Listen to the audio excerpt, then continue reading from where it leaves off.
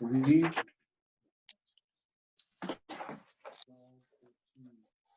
So if you want, we can start this. Is everyone okay with that? Yep. All right, so what's that? We're good to start, Rich. I'm good to start. Okay. So welcome. Just as a reminder, please remember all or portions of this meeting is being taped and may be played on RPS or other outlets at a later date. So the first thing we'll do is, has everyone had a chance to look at the minutes that were sent out by Donna? Yes. Make motion to approve. I second All right, that. so motion by Julie. Got a second? Second. Jared. So Jared seconded it. So I will go in order. Alan? Just looking for approval. You're on mute, Yes. Alan. Yes. Michelle? Yes. Emily? Yes. Christine? Yes. Tim? Yes. Trish? Yes. Mariana? Yes. Ashley? Yes. Julie? Yes. Danielle? Yes. Jane? Yes. Mark? I'm here. Jared? Yes. Doug? Yes. And did I get everybody? Did I miss anyone? Rich, you missed me. I said yes. Oh, sorry, Chris. How did I miss you? This is WRPS. All right, so this is so that's unanimous. All right, so minutes are repeating, and now we'll turn it over with review on the updated floor plans. Excellent. Thank you. I'm going to share my screen here. Just while Lorraine's sharing your screen, just so everyone knows, there's a feature on Zoom where if you hold your space bar down, it temporarily unmutes you so you can talk, and when you let it go, it will remute you. And I find it just a little bit easier to deal with than trying to find that click and unmute. So you have to be clicked on the Zoom thing, you hold down the space bar. That's a good one. So can everybody hear me? And can you see the screen? Is it showing up properly? Okay, great. Uh-huh.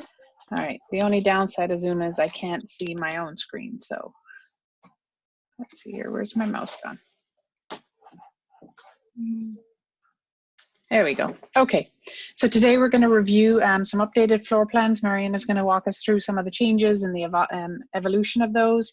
Mike Dowhan is on the line with us to review some site plan, some new features and opportunities following up on conversations we've had at prior building committee meetings.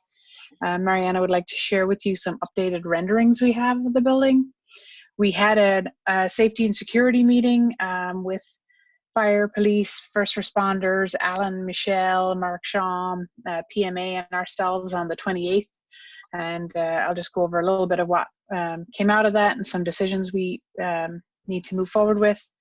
And then we're going to set up a site design focus group meeting. There's still some things out of our last site design meeting, particularly with Parks Department, we want to make sure we're all up to speed on. And then I wanted to give you an update on the permitting. So this is the first floor plan. Mariana, I'll let you take it from here. Okay, so mostly since we last met, we have been refining and developing the building. Some of these things would not show at this scale, but some of the things that we have been working on since the last round of programming meetings, it's refining in some of the areas like the admin, nurse, the guidance area, some of the specialty classrooms like music, and the maker spaces. And these are really subtle designs. You can move to the second floor. On the second floor, again, we refined a little bit the music area, the art classrooms, and we're still working on those things. And the the ePulse classroom mostly. So those we probably will want to show you on a later days in some of the focus meetings. That's pretty much it for the, oh, and the media center, sorry, the media center, the maker space on the media center, the cluster of spaces south of the media center.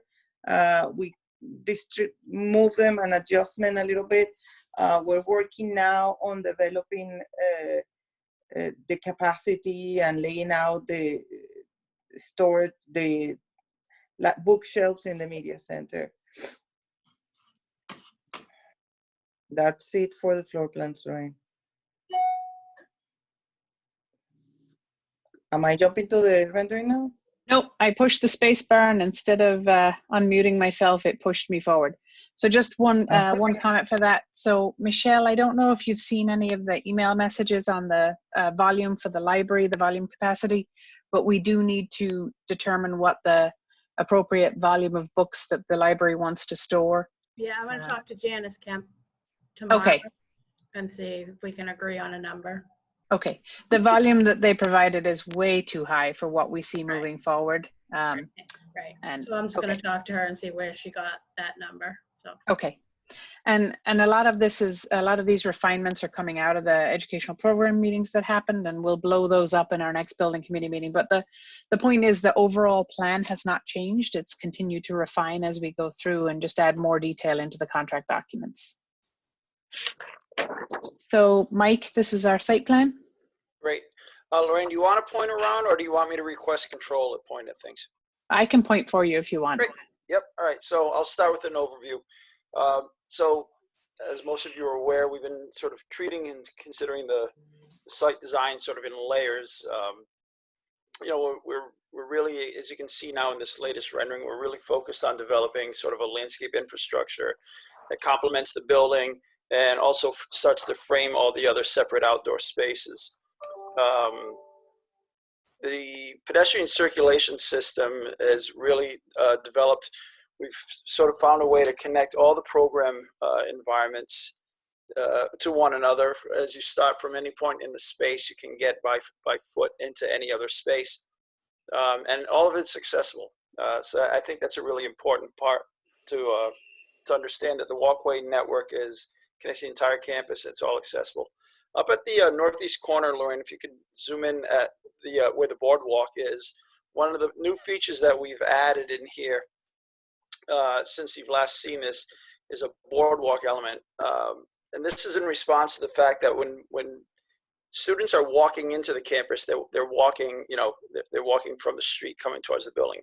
As drop-off cars are leaving, they're going in the opposite direction. We wanted to pull the sidewalk away from the curb line there. But we have some bioretention through there. So what we decided to do was create a boardwalk. So as you're walking and entering this new campus, you're going to walk over the bioretention space. We're going to make the walkway really nice and generous. It's going to include some interpretive signage to explain what's happening in the bioretention area. So that's a really nice new feature that adds sort of an educational aspect to the entrance sequence. The vehicle network still completely and successfully separates cars and buses. Buses still enter from the main entrance, hard left, drop off in the back.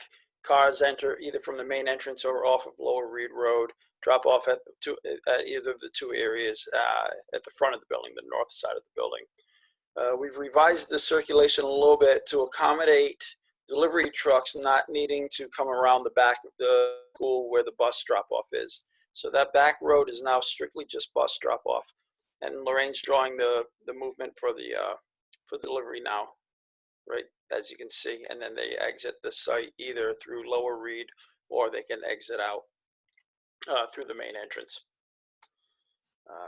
The children's spaces, all the outdoor children's spaces continue to be refined. There's a both north and south playground. There are the outdoor classroom areas in between the classroom wings. And of course, there's the interior courtyard that continues to be refined as well. The last area we'll discuss, I guess, is the front entrance. There's the landscape sequence at the front entrance. Yeah, Lorraine. Right now, the design that we incorporated tries to create some separation from the cars to the front entrance, and we're trying to create some transition in terms of scale from the roadway to the building. Part of that was developing a sort of landscape area that Lorraine had just pointed to.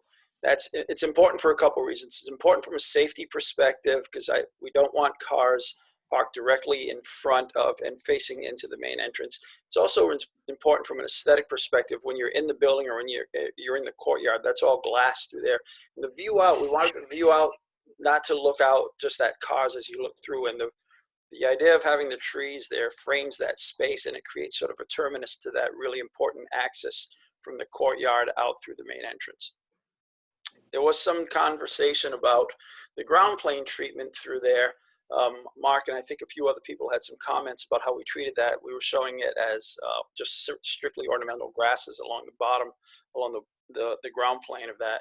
So we went back and looked at it a little bit, and on the following two slides where you can see there's a couple new options. One of the options, this first one, is pretty simple.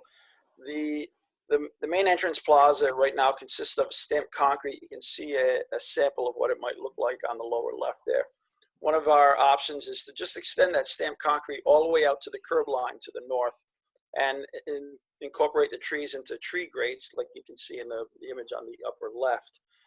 That'll protect the trees better. The ground plane treatment won't have as much management to it because it'll just be concrete. There's also an option, if you look at the next one, Lorraine, please. Yep, 1 second. All right. Nope. There we go. Yep, thank you. If we didn't want to give the impression that we're extending the pedestrian space out into near the parking area, another treatment that we could do with the ground plane is sort of a large exposed aggregate along there. So it's still a hardscape. There's still less maintenance. The trees can still grow in there. But what we would do is just change the texture and material of the ground plane treatment to sort of imply that it's not pedestrian area. That's where we are with the site right now. So I'd like to pause here for a minute and just get some feedback from people, what their thoughts are on this change at the front door before we move to any of the renderings. The only thing that came to my mind was the visibility of oncoming traffic, those trees. I'm sorry, I didn't hear you.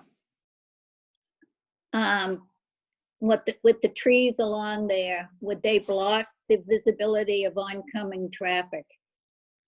Sure. So those trees are what we would call fastigiate trees, upright trees. They limb up relatively high. The lower limbs would be limbed up to 6 feet, and they're really narrow trees. They're very upright trees. We want to create a green space there, but having trees that have more of an oval or rounded form in there probably wouldn't work well because then it's really going to block the views of the building. So that line of trees that you see there through the parking area and in that area that we're talking about right now, those are all pretty narrow trees. They all have maybe a maximum canopy width at mature growth of maybe 8 to 10 feet. I like the idea of the trees. I think it will soften the whole area. Yeah. I agree. I think this is a pretty nice improvement from what we were working with before. I like this a lot. Do people have a preference over the stamped concrete or the exposed aggregate? I think. Personally, I like the exposed aggregate to break that up. That it's, even though the trees are going to be there, it kind of separates from the pedestrian area to the landscaped area. Yep. How hard is it to shovel? Do you think it's easy to shovel over the exposed aggregate over the tree grate? Right. What's going to stand up more to plows and bobcats going over that? Yeah. Whatever's more So really quick, let me explain this. The curb around it is 6-inch reveal. So the plows may push snow. Thank you, Lorraine. Plows may push snow onto it, but you wouldn't have the ability to plow across it. The idea is that, The idea is that it wouldn't be pedestrian space, so you wouldn't necessarily need to shovel it. I think what you'd be doing is pushing your snow into that space rather than utilizing it. I'm not wrecking your drawing. I'm just drawing on top of it. No, this is great. Is there much cost difference between the two? Between exposed aggregate and stamped concrete, no, not really. I mean, for the purposes of the scale of this project, it's negligible. No. Okay. And there's not going to be any. There's really no maintenance either way. There's no added maintenance costs either way either. Okay. The only thing is I could see people standing there waiting for a ride after hours. Is there enough space for people to stand there with those large trees? Yes. Yeah. Those tree grates. You see the squares that surround them. Those are 5 feet by 5 feet. So Yeah. there's plenty of space. Yeah. Each of those tree grates is a standard 5 by 5 grate. And there's no tripping hazard with the exposed aggregate? Those kind of look a I little don't think bumpy. so. Again, it's not really meant for people to walk out there. Right. That was the idea in the change of material, so that people won't go out there. You know. Yeah, this is not technically handicap accessible because it is not level. Correct. So this is just an area, this is the smooth level from here in. So if you're waiting for someone to pick you up, you should really be waiting on the sidewalk, not in this area here. That's correct. Lorraine, if you could just draw a quick line showing what the accessible route is from these accessible spaces towards the building. There you go. Thank you. Yeah, so there's a flush condition and a ramp that leads you right in. That's the accessible route into the building. Oh, I see. Okay. And so if a parent was coming to pick up, essentially the student would be standing not even that far over, right? They'd be coming through that first lane, or they'd be coming through the second lane? Either one, but ostensibly they would want to come through the first lane, and where Lorraine just drew that arrow, the double-sided arrow, that's where have your drop off and pick up. So you got to remember, so right in front of this, where the trees are, that is the two-way. So we're not going to want any vehicles in front of that. Lorraine, where Lorraine is right now. That's the road. So you've got the parking spaces here, then you got the sidewalks coming in. So that's not going to be an area for kids waiting to get picked up or staff. So I think they'll be on the other side, Rich. I agree with you. I don't think they'll be standing over there. I think they'll be standing closer to the school. Yep. And also, Lorraine, if you could point one more time, we have a fence. Oops. We have a fence that creates a barrier between the walk. There's that one, and then this one. Yeah, that's got it. There's a fence there. If students are getting dropped off in these 90-degree spaces, they can't just simply walk across the sidewalk, cut through the planting area, cut across another roadway, and come in. They have everybody's funneled to this this plaza area. Okay, I get it. I think either one looks good. If you're still back to your opinion, I'm good with either one of them. Okay, so we'll continue to advance this design. With that said, I'm going to say these renderings weren't updated, which is the reason I wanted to pause and before I got here. So this is an updated rendering. These are the trees that Mike was talking about, but as you can see, this still had the grass area, so ignore that now in your vision. But that, I didn't want to complicate it till we got through that discussion, but you can see this is the two-lane road right here. And again, not intended for drop-off along here. Drop-off, the fence will prevent you from walking over. Oops, I'm trigger happy. Walk into the plaza or come onto the inner lane and plenty of room to drop off and move in. There are a couple of things that have changed here since the last time. I think the rooftop units are one of them, Mariana, if you want to talk about that for a minute. We're showing the rooftop units. They relocated from the front pole into the second pod, and then I think the other unit was it stays where it is. Yeah. Another thing is we are showing right now the screens, which we're going to carry as an alternate on the budget, and we need to adjust a little bit the length of the screens. Yeah, mechanical is showing some ductwork that will need to come down, so we'll need to extend that. But other than that, it's mostly, again, refinement. We have worked on the modulation on the curtain walls so that they integrate together and work together.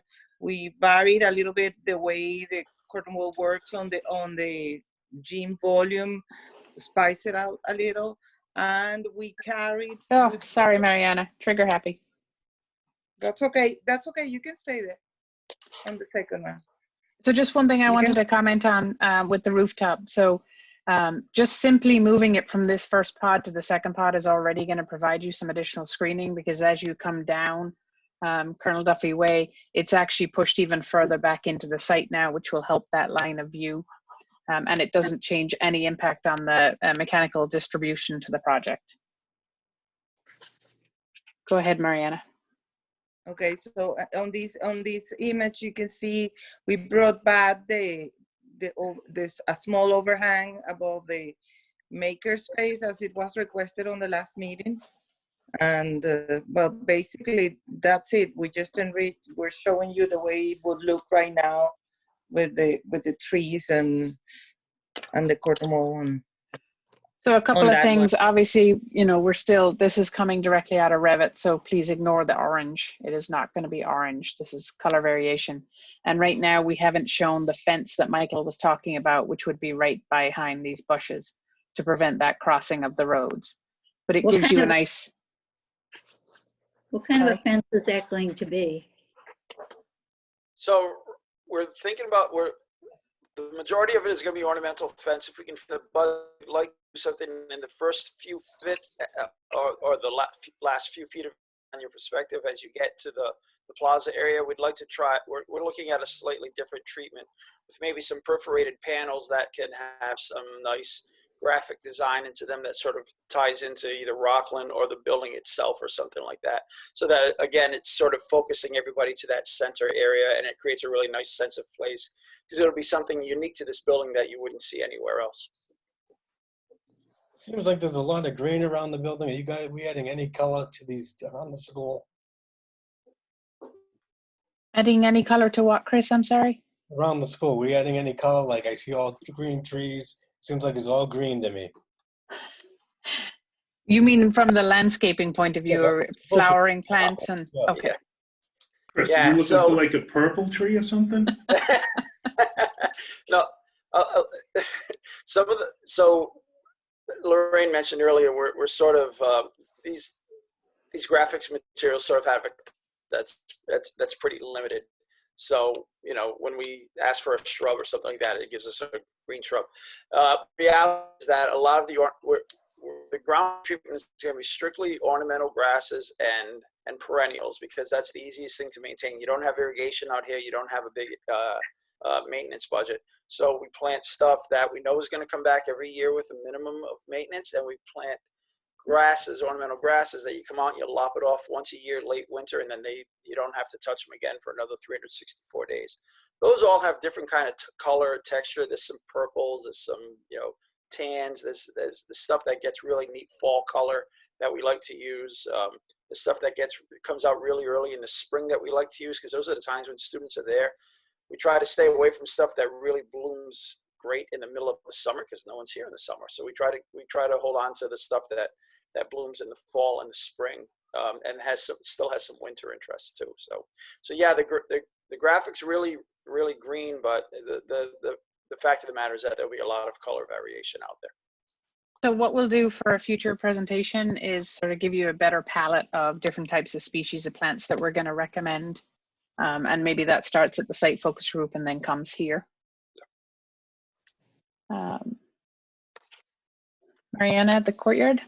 Yeah, so this is a view of the courtyard looking into the seating area. You can see some of the burns that Cba has integrated, and also you get a hint of the color, the request for color that you had. We added a pop of color on the windows and the way we're gonna be treating the window surrounds. These right now, it's looking into the media center that is gonna have those in that center core looking into the courtyard. You can also see on the bottom right one with a green yeah, that is coming. That is the window that is right behind the stage on the cafeteria. So you will see that, you know, from the inside and also from the outside. That's we have some other windows that will have those spare around the building, but you know, in this view, this is what we're showing. I think one of the neat features of this is we have the learning stairs, which are in the pods, and Mike has designed a courtyard learning stairs that backs onto that. So this is exterior concrete material, Mike, is that right? That's correct. It's all going to be poured in place concrete. Yep. Now I know, Mark, we talked about there is no grass in here, so don't worry, this is not planned as grass here. This is rubber synthetic surfacing. But again, just to, okay. We promised we weren't going to put any grass in there for you. But again, just to mound it a little bit in there to create a little bit more variety for the kids as they're playing in there, so it's not all a flat level surface. Any comments on the courtyard? Any reactions? I love it. Make Go ahead, all Emily. those windows the same color blue, or was it requested to have different colors? I think it was requested to have some variety. Okay. Are you adverse to it, Emily? No, I just think I like the bulldog blue color, but just my opinion. That's not the window itself, right? That is just paint inside. That's of the paint room. on the inside, right? Yes. So it can be changed if you decide you don't like it later on. Correct. Lorraine, which window is if you're standing on stage? If you're standing on the stage is where the stage is the screen, like we're the stage looking out, right, Mariana? Yes. Yeah. So the stage is right behind us as you're looking at this view, Chris. On the right. Thank you. Sure. So I like the design feature where it actually can incorporate that into more learning spaces where they can actually go out and you can bring a class out there. There's what looks like built-in seating. I like that design. Functional. Thank you. I agree. I I like think it the looks great. Great Yeah, I job. really like the design too. I do agree with Emily though. I think it would look personally nicer if all the windows were just the bulldog blue versus the varied colors. But that's just me. So we'll do a study and look at the different colors. Again, it's paint, so it's pretty simple, and so I'll make a note of that. So I agree. I think all one color would look better. I think there was some discussion earlier on about making the colors by grade to help the kids with orienting themselves to the building. So there's been some discussion around using the colors in that way. I don't know if anyone is interested in that. yeah, it does incorporate the 4 colors that we've planned into the building. So I think that's important to still have. and maybe when we show it to you in all blue, you might think it's a bit too much. So that'll I think sometimes it helps to see it, so we don't have a problem doing that. Mhm. This is a view from, so let me just go back for 1 second to sort of point, oh, wrong way. So as you look through this window, you're looking out to the outdoor learning environments. So you're seeing through the corridor at this point. And this is the view from the other side of the corridor looking back into that courtyard. So there's that learning stair on the inside that is now backed up to the learning stair on the outside. Mariana, do you want to talk a little bit about these pop-out windows? Yeah, on those ones, we have those jewel, let's say, of a window, very special windows. We're going to have 4 of them in the project, and they're going to be a big pop of color. This is the color that we have right now. And this is not wood, so on this one, whatever we decide we want the color to be, it's going to stay. So we might want to give a little bit of thought about those. Those windows are projecting out, and the intention, like a little cube out. The intention is that the kids can sit on that window and kind of feel outside, if you will. It's inside and outside at the same time. Like, what's the name of that window that sits out? I lost my. Like a picture window. Or A a bay window? It is a picture window because it doesn't have any mullions in it, but it comes out. So Yeah, the kids it's will be extended from the face. So like a bay window. Yeah, a essentially. bay window. Yeah. Thank you. Yeah. A modern version of the bay window, let's say. Correct.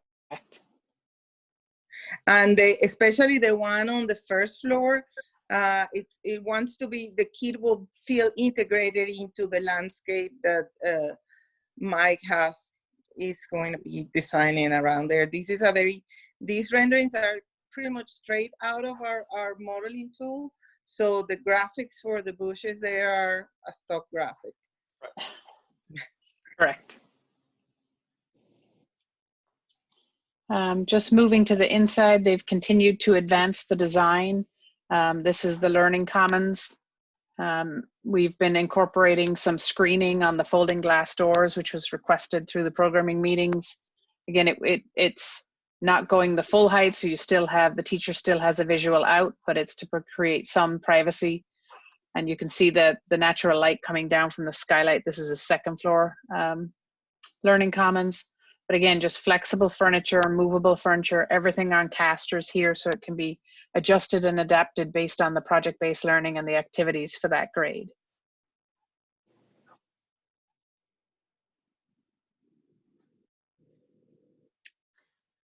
Mariana?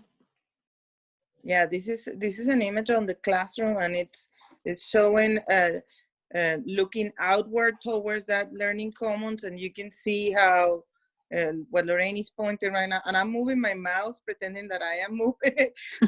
What Lorraine is pointing right now, it's the surface of the glass partition. It is a writable surface, and you cannot really see out. Light can come in, but you cannot really see out. So when the classroom wants to be a classroom and it wants to be closed, those close out, and it creates an enclosed environment. When we want to connect, they open up, and it's it all opens up, and it's writable. It's very flexible.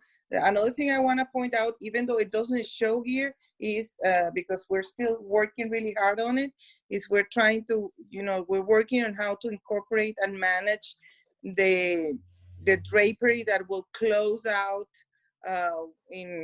if ever the need arrives to close for visibility. So basically what Mariana is saying is, in the event of a security or a lockdown situation, we're designing in a draw curtain that can be quickly pulled across and create full privacy and opaqueness on that, so that their teacher does not have to pull down individual blinds or deal with closing vertical shades. It's a rapid draw quick curtain that gets stacked in the classroom. And this was also reviewed with your fire and safety and first responders team. I think one of the features that we continue to push for here, you'll see that there are the individual cubbies inside the classroom. These are small little areas where the teachers indicated, yes, we have the cloakroom out where where students' boots and bags may go during the day, but they'll often want their lunchbox or water or something special for that child in the classroom. So every classroom will be fitted out with an individual cubby for that. 2 sinks per MSBA standard in every classroom. We are actually looking at alternatives that have the sink at the same elevation for convenience and for management and maintenance of all of that. And again, flexible furniture in the classroom, individual style desks, group desks, so you can have a variety of project-based learning activities, student agency, student-led projects, and the flexibility to move them in the classroom depending upon the program you're doing that day or that week.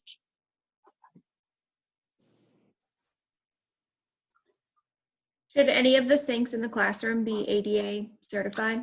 Yes. So, and I'm going the wrong direction all the time. So one of the 2 sinks must be ADA. So so because of that, the knee clearance drives the height of it up. That is a 6-inch deep sink, but MSBA also require now that you put a deep sink in each classroom. I believe we have a 10-inch deep sink as the alternate sink, correct, Mariana?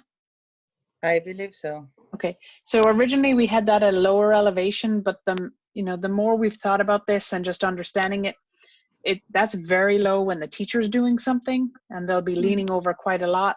What we've seen and what we've discussed internally is maintaining that at a 30-inch counter height for both the ADA and the non-ADA sink, and if necessary, providing a stool or a platform that you can lay down so the student can stand on that to access it. 9 times out of 10, it's the teacher who's doing all the cleaning up, and to be leaning down to a 24-inch sink is actually, not very conducive for their back. Right. There's also important to point out that whenever we have a room that only has one sink, that will be an ADA sink. Correct. Correct. And then our final rendering is the library. Yeah, that's the library media center. And so from here, we're looking from the inside to the windows that we were describing from the outside view there. And we have a similar treatment with color where we have the teaching wall there. So the idea was to create, like a colorful, per your request, a colorful environment and incorporate some color. We are still working on this area, so we probably will show some more refinements coming next time, I guess, after we meet with the focus group. Yep. And the shelving that we're showing right now, the bookcases that we're showing right now are all hypothetical because we need to refine with the actual counts. And we also want to incorporate some tactile walls and sensory walls into this layout, and we're working on that with our interior design team. And this is looking back towards away from the makerspace, right, Mariana? The makerspace is behind us in this scenario. No, that's the other way. This is the makerspace. Yeah, that's the makerspace. Okay. Getting it the wrong way around. So this whole entry sequence up here is changing right now. There's been some commentary about reorganization and making better use of the entryway to the media center as you come into it. So our team is currently redesigning this and the circulation desk. So we'll hopefully have some updated renderings there soon. Any questions on the renderings of the interior spaces we've shown you?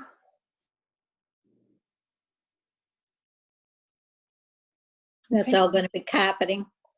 In the media center, it's typically carpet, and these we do as carpet tile, so that if one gets stained, you can remove it. Yeah, the media center is one of the few rooms that we have found carpet tile works better for that environment. I like this carpet much better than what we had before. Yes, indeed. I was going to comment, but I didn't want to point fingers at Dr. Cron.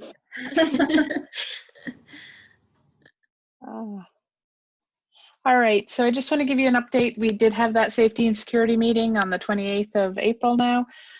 We did some general overview of where we've been since SD, some of the decisions that were made during schematic design, reviewed the systems from cameras, card access, knockbox, security, fire, lockdown.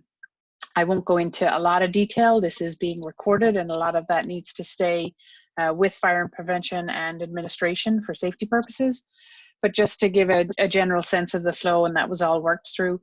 I think 2 of my takeaways from that meeting that I felt were left open and needed to be discussed were, should there be gates on the access road or not? I think there were some differing opinions on that. And then we're working on an entry vestibule sequence. And again, we're not going to go into too much detail on what this is at a building committee meeting, since again, this has a lot of security limitations that we want to stay within the administration. But just there may be some changes to the plan and the administration windows and the access with respect to how that works. And we'll work those through with Dr. Cron and Michelle moving forward. So Dr. Cron, I wasn't sure if the gate on the access road is something that you wanted to bring up with the building committee, or if that's something that the administration wants to provide direction on. Well, I'm wondering from your perspective, what's the pros and cons of having the gate on the access road? My initial inclination is to not want to have a gate because I don't want police and fire blocked from the building at any time. That's just my initial instinct. But talk to me. Tell me what's the pros and cons of having it and not having it. So I guess one pro to it is that after the school buses have gone through for drop off, you can secure it, and then there's a guarantee that nobody's going to come on that road during school hours when we're using that for hopscotch and Foursquare and other playground activities. The con to that is somebody has to manage that. So someone has to go out and lock it, and then someone has to go out and unlock it. If an emergency occurs and it's in the locked position, somebody needs to go and unlock it. And then, you know, in the evening event, if it's locked, regardless of signage, and people will do what they'll do, God forbid somebody could park in front of it, right? So that's a con to it. The fire department did say that if it was there, they would not require an Opticom light on it. It wouldn't need to be electrified, but the fire department would prefer no gates, was their feeling on it. I think the police also prefer no gates because they'd like the ability to drive around there at night and patrol the building and make sure they see the back of the building. So I don't believe that SMMA has a strong opinion either way. Correct me if I'm wrong, Mike. You know, we feel we can very comfortably and safely provide signage, do not enter signs on this road that will prevent people from driving around. It did come up, so I thought that this was something we needed to get resolved. Yeah, the police's preference was to have a gate. The fire department didn't care either way, but they commented that the fire department connection could not be within a gated area. So depending on where you wanted to put that, it would inform the position of the gates. We actually did move the fire department connection regardless, because even with that conversation, they said they'd prefer it on the front. So we have since moved the fire department connection either way. So I had that wrong then, Sean. The police did want the gates. Yeah, we went back and forth a bunch, and the police Okay. wanted it. Fire department said we don't really care. They, as long as they have 25-foot turning radius, 20-foot minimum truck width on the roads, and the fire department connection they prefer in front of the building, away and not within a gated area, and it needs to be within 100 feet of a hydrant. We've designed our sites both, so it's really just user preference. You know, in this particular instance, because the playground, it's a 760 student school, the playground area in the back is big. We've always been bigger, so we are sort of co-opting some of the roadway space for hardscape play area. That's really the only safety consideration that I can think of. You know, the less gates, again, the better access for emergency vehicles is always going to be best, but we've got to balance that with the students. So again, we've seen it both ways. We don't have any gates. I mean, we have gates into the high school, but we don't have gates around the middle school, you know, in that area currently. I don't have a super strong feeling. I'm not totally anti-gate or anything. I'm just giving you my off-the-cuff opinion that if I'm asked, do I want gates back there or not, my initial response would be no, because I don't want fire or police to be prohibited in any way from getting back there. That's my only thinking on it. I don't know if anyone else has an opinion. I agree, Alan. I mean, I don't really have a strong sentiment on it. I just think it creates more problems. Like Rain said, someone has to manage it. Someone could drive through it. Now you got to replace it. I'm not sure I just don't see it being a necessary thing. And I think, you know, it's something that we can do without. Yeah, I spoke to Tim Daly and a few other people. They seem they can definitely monitor the site much better if they can get around it. And I'm not saying I'm not pro or against it either way, but that was their opinion. They can do a much better job of being able to drive and surveillance the area. So We do have gates around the playground, sort of the backside of MP, that I know they have to unlock and lock all the time. I suppose we just come up with another way to protect it when the kids are out there, orange cones or whatnot, so that cars aren't driving out there while the kids are. that's not a terrible idea. We can put out those signs like we do at the high school. That's Right. my only concern is the playground during. The playground area. I don't like that the kids are out there and there's nothing, some parent that's going the wrong way just keeps on going, you know? Yeah, I think that's probably what makes this different than the high school or the middle school, is that there aren't kids out at recess in those buildings, and there are going to be a lot of kids outside at this building. Mm-hmm. Right. And there definitely is gates at MP. I know they have to open them and close them, but it's right around where the playground is, where the kids are out. So I'm not for gates either. I agree with you, but I think there needs to be thought of some other solution to block it so that people are not driving down there while the kids are outside. I agree. So the, Gated on both so sides. the playground area is already going to be gated and locked. To an extent, Rich, but can you kind of see there's like some black looking graphics on the ground there? So the idea is because we have so little hardscapes to play in, because it's so the rest of the space, the enclosed space is really fully crammed with play structures and everything. What we're trying to do is, like I said, up some of the hards for a hardscape area. The Right. news. So kids will actually be playing in that street area. That's correct. Yeah, only that's- during recess only. Yeah, during So recess that's- only. Because otherwise, please go ahead. The delivery section, the delivery booth is right there too. So I think it is important to have a gate close to the playground, just for all the delivery trucks that are going to be going in and out during the day. They Oh, could, I agree. If they could think that's how you turn around and start to move around. And Well, that's, where was the gate going to be? Or are there two gates? Is there one gate or two? It was 2 gates, one Okay. here, one here. I'm just concerned with kids playing in that street area and someone comes down. If there's signs there, we could still have someone barreling down there. Right, not reading the sign and still going. I love the idea that the kids are outside playing, and I love that we're using extra space. I think there's never enough space for when they're outside. It gives them lots of space and choices, and they're not all on top of each other. Agreed. So I think it's a great idea to use it. I agree with Emily, though. It's right by the trucks. So for me, this becomes fairly simple. If kids are going to be out in that roadway, then we have to have a gate there. We can't take a chance. I Even don't with love signs gate. or whatever. I don't love the gate either, but if they're playing in that If street they're playing area, in there, yeah, I wasn't for it until the kids were playing in the street, and I think at that point, just for safety concerns, for a whole lot of things, the gates would have to be there to prevent anyone coming down there. is it possible to make the gates automatic and you have to swipe a badge and they can go up and down that way compared to the old fashioned ones when you swing it open? So the simple answer is yes, we can. I We know. do that. We've had that, but it's definitely a cost issue. Right. And then when they do break, they're more costly to repair.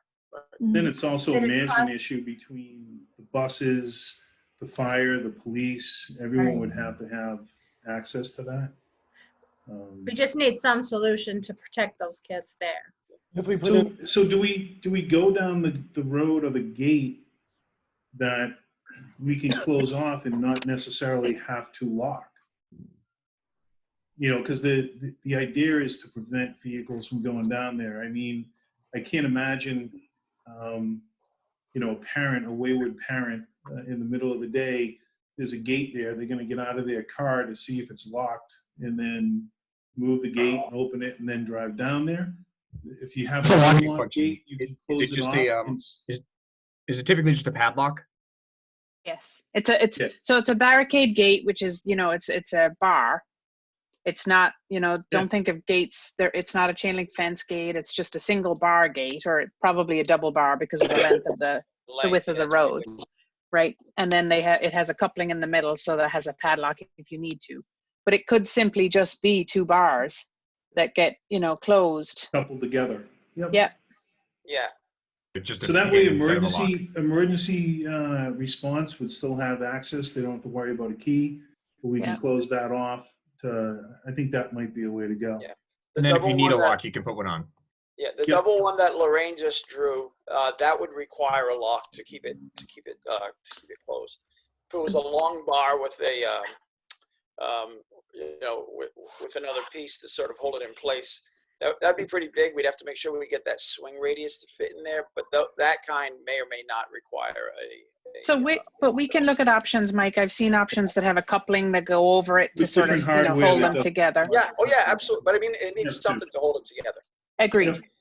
if you had to lock it, couldn't you put the daytime custodian in charge of opening it and shut it, and the custodians at night, they can lock it like the high school does?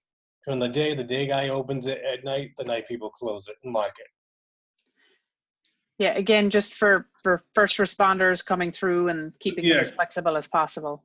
That's my concern, Chris, is if we lock it and for whatever reason, fire, EMS, whatever needs to get into the back, now we have to go through the whole thing. How do we manage those keys with multiple fire trucks, fighters, police? It School buses. becomes a challenge potentially. Yep. Okay, so we'll look at options for a gate, preferably unlocked, but a swinging barricade gate that can be used and left open when it needs to be open and closed when you want it closed. Where's Gavin? Is it possible to look at the cost of the electronic gate? Because you could do the key fob entry. Because the police department has a key fob to get in and out of their building. So if you could put them on the same system, they could just swipe and the gate would go up for them, and then they could do the loop at night. It could be, and Emily, that's. Go ahead. The only challenge with that is we got buses at a much higher height. So we'd have to look at some type of system that had multiple heights and make sure that the buses have them. And I know that buses get switched, bus drivers get switched. I'm not saying that it wouldn't work. I think some issues. You could definitely, I understand the issues, but at the same time, you can make a schedule, like from the hours of 6 a.m. to 3 p.m., the gate automatically goes up when a bus height sensor pulls up. I know we're talking a lot of money now at that point, but there's definitely options too. So what we'll do is we'll provide those options. We'll get them estimated as part of the 60% estimating set. We'll present them to you guys and let you make a decision on what you feel is the right move moving forward. Okay. Quick, is the playground fenced off anyway? Yes, it is. Yeah, the area of the playground where the play structures are is completely fenced off. It's completely enclosed, and it has two gates, one on either side for access and egress. There'll always be two. All the playground spaces, all of the outdoor spaces, the courtyard, not the courtyard, but the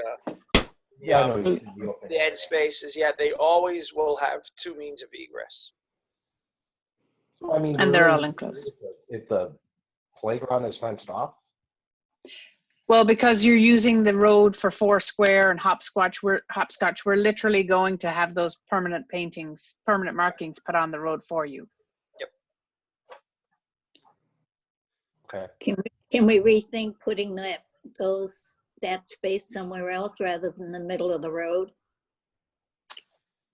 My next follow-up, Julie. Huh? That was kind of going to be my follow-up. Yeah. I mean, the only other spot is right here. And this is where the influx of kids coming in and out from the cafeteria is.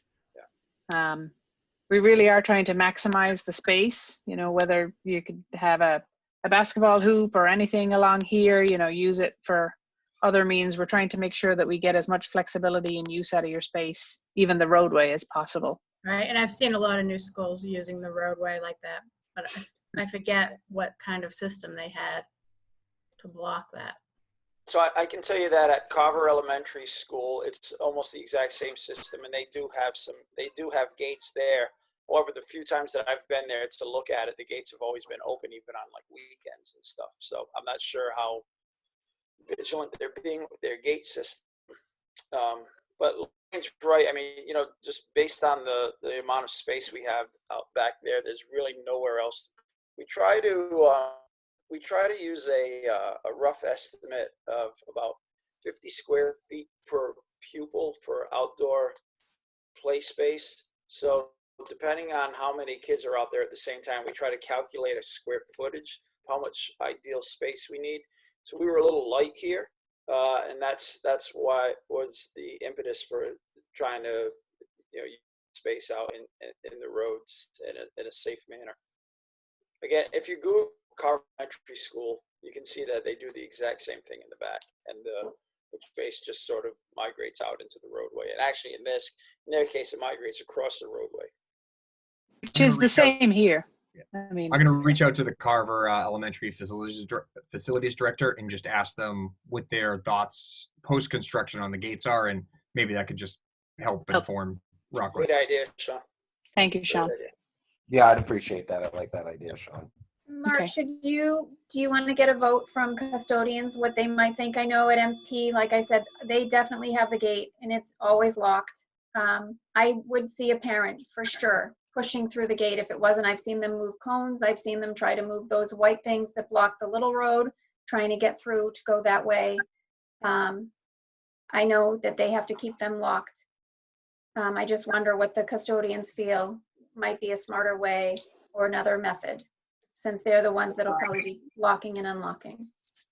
Yeah, I don't think the custodians either way shouldn't matter much to them. Like someone said already, they already do it at the high school. So I don't think it's a major deal for them to do it. I do think that the police and whatever you guys decide, I think the children factor is a big factor that you guys mentioned. I think the police patrolling is a factor. It's just hard to weigh in. I don't think the custodians would be a problem or an issue, so I don't think I need to ask them. I hope that answers Okay, it. that's fine, thanks. Isn't this gate something that, like, after the buses go through, you can just have locked for the day and then you unlock it when the buses come back to pick up the kids and then just leave it unlocked? That's exactly the idea. It would only be open in the morning to let the buses in, and in the afternoon to let the buses in and out. That's And then correct. it's just for every recess and it shouldn't matter. No one needs to go back there.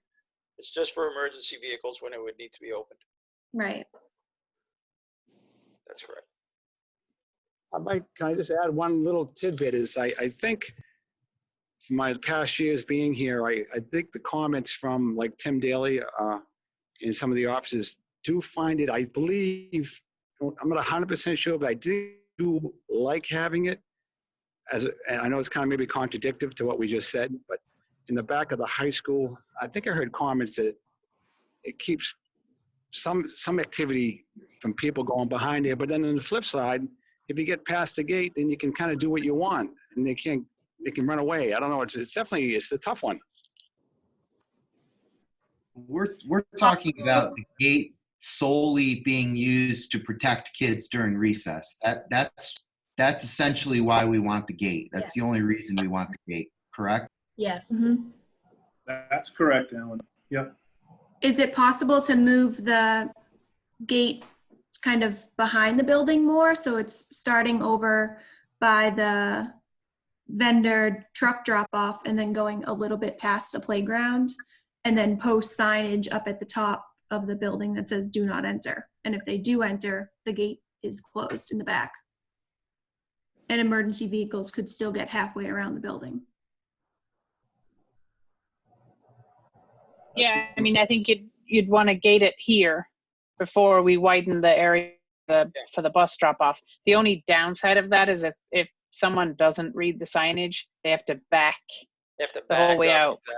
Exactly. And then they'll never do it So again. I was just going to say, so then they learn. Exactly. Yeah. That's actually a good thing. Yeah. They'll be taking either that, or they'll be taking a 3-point turn through our bio retention basins over here. Right here. And Mark's So we replacing can- a lot of lawn. It's not. We that's can not look good. at Mike. We can look at locations of the the optimal location for those gates as well. Absolutely. Okay. Because there's, Thank I you. want to think about the other one on the other side too, near the field too, because we need to make sure we have sufficient space for a truck to come down and back. Yep. Although I don't think we do deliveries during recess, I would imagine. Is that correct? No, So typically that's not- deliveries are in the morning, but just in case. Yeah. Okay, I think we know what we need to do. We'll come back with options to you. I have one more. Yep. For Sean or Mike, whoever's going to reach out to Carver, could you also ask them how often kids are using the hopscotch in the road? Sure, no problem.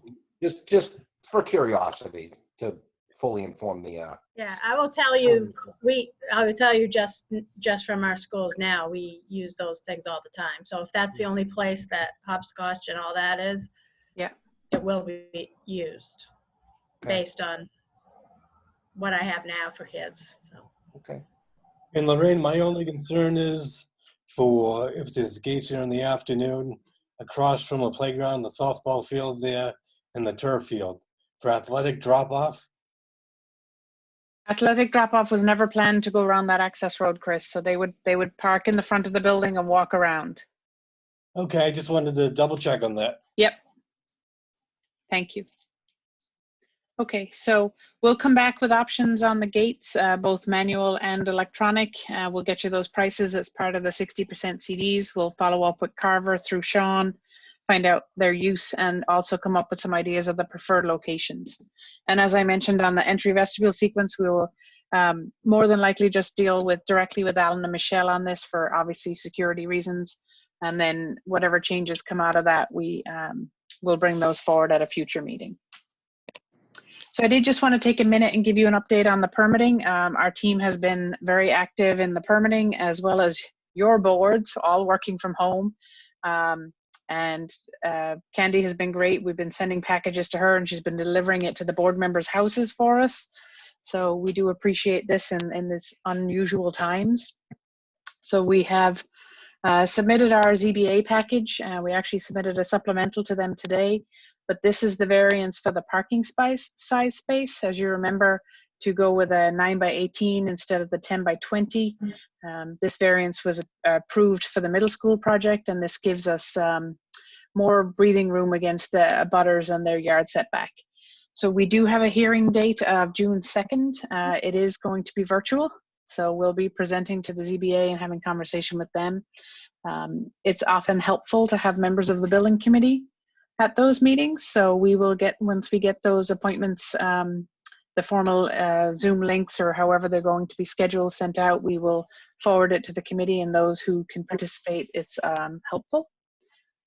We did submit the ENF to MIPA. This is, the ENF was required because of the Article 97.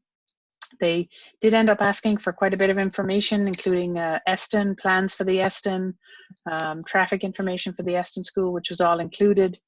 And we anticipate a certificate on or about the 25th, which is next week. That is next week. What was I going to say? Sorry. The only comment letter we've received to date was DEP.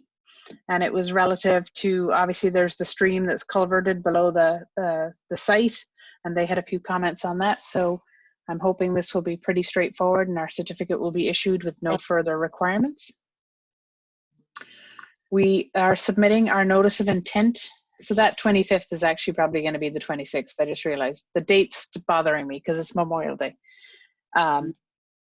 The notice of intent is being filed with the Conservation Commission next Tuesday. And we haven't got yet confirmation, but we're anticipating to be on their agenda on the 9th of June. We are not sure how many hearings that will take, so we're identifying their next 3 hearings, as well as the anticipated decision dates, etc. after that. We did submit to the Design Review Board on the 12th, and we do have a presentation with them next Tuesday. Again, anybody can listen in on that. They did have quite a few comments at our informal meeting, and particularly a lot of comments around traffic and abutter impacts. Any questions on the status of our permitting? Okay. That's all we had for tonight. All right, thank you very much. Thank you.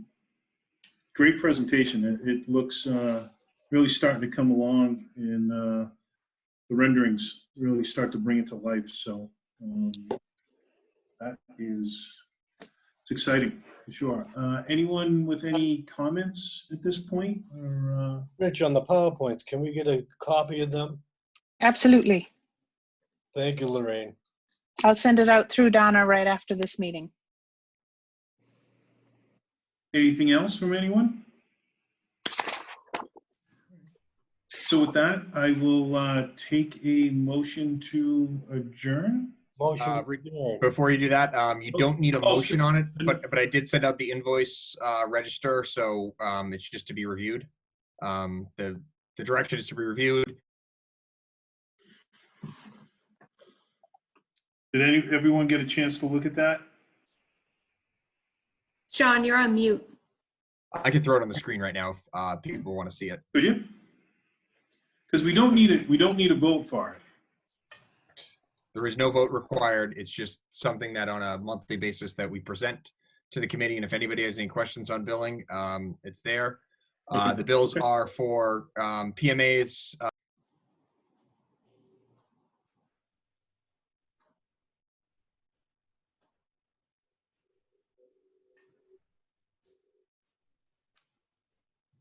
Does anyone have any questions on this?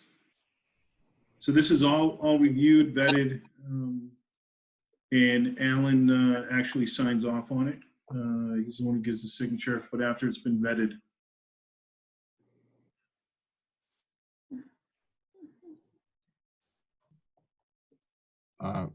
I've also included in here, so you can read at your leisure, just a summary sheet of where we are on the project. So you can go down here. Here's our current budgets. Here's kind of what we have billable against it and our bill to date. So you can see percentage-wise where we're at in the different phases. And if you look at us, we are through DD, which is where we're supposed to be.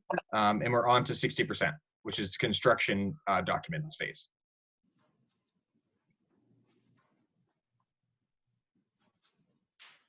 All Any right, questions? that's it. Okay. Sean, thank you very much. We will plan on having our next meeting June 18th. So at this point, we will tentatively set it for 6 p.m. Seeing if we can actually, at that point, start to do a live meeting. If not, then we'll continue to do it remotely. And then at that point, we can decide if 3 in the afternoon or 6 in the afternoon works best for everybody. And Rich, when we do it on Zoom, those invites will come from Alan from now on. Yeah, okay. Okay. All right. Is everyone good with that? Mm-hmm. Okay. So with that, I will take a motion to adjourn. Got a motion? Second, Who was the second? Emily. Emily, okay. So we got a motion by Chris and a second by Emily, and I'll go through the roll call. Alan? Yes. Michelle? Yes. Emily? Yes. Christine? Yes. Tim? Yes. Trish? Yes. Ashley? Yes. Julie? Yes. Danielle? Yes. Jane? Yes. Mark? Yes. Jared? Yes. Doug, I think, has left. Chris? Yes. Myself is a yes. I believe that is everyone. All right. With that, everyone stay safe, and we'll talk soon. Thank you. Thank you, guys. Bye. Take care. Thank you.